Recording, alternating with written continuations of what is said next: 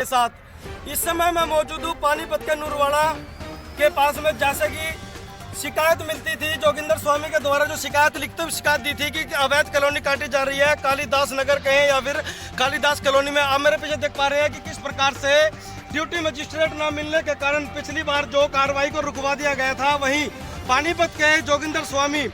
जन आवास सोसाइटी के जो प्रधान है नूरवाला के पास कट रही अवैध कॉलोनी को तोड़ने के लिए 22 दिसंबर को दोबारा से ड्यूटी मजिस्ट्रेट तैयार कर दिए गए हैं। शिकायतकर्ता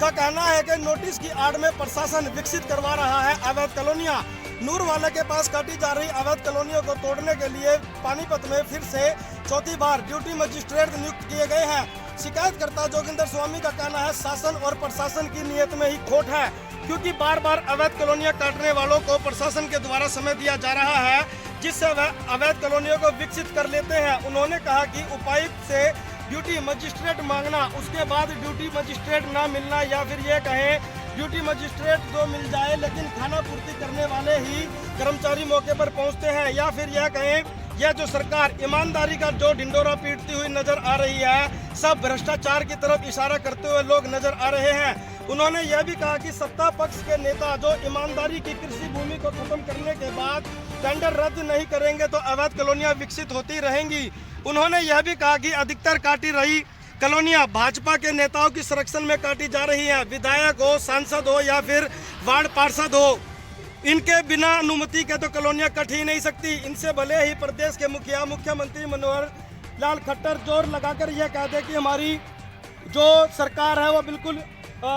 जो भी हमारी सरकार है ईमानदारी की सरकार है, लेकिन यह कहें कि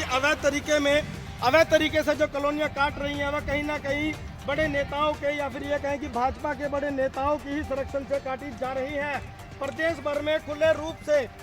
विकसित कर रही कॉलोनियां जो सरकार को करोड़ों रुपए का चूना लगाती हुई आपको नजर आ रही हैं। वहीं पानीपत के Jatal road, model town, Sanoli road, Kutani road, Risalu road, Assandh road, या फिर ये बात कहें पानीपत के कालिदास नगर में भी आप ये लाइव तस्वीरें देख पा रहे हैं कि किस प्रकार से धड़ल्ले से अवैध कॉलोनियां काटने के बाद गरीब लोगों का जो जीवन है वह नर्क बनने की ओर जा रहा है। स्वामी ने यह भी बताया कि कुछ लोगों के द्वारा कुछ लोगों के ऊपर मामला भी दर्ज हुआ था, जिसमें मोनू नाम था या एक का नाम आशु है। उसके बावजूद भी बड़े बड़े गोदाम बना दिए गए या फिर बनाने की भी तैयारी की जा रही है। अब देखना यह होगा कि 22 तारीख को जो तोड़ने के लिए जो ड्यूटी मजिस्ट्रेट नियुक्त किए गए हैं या फिर कार्रवाई करेंगे, या फिर यही बिल्कुल खाना पूर्ति करने के बाद वो भी चले जाएंगे। तो बने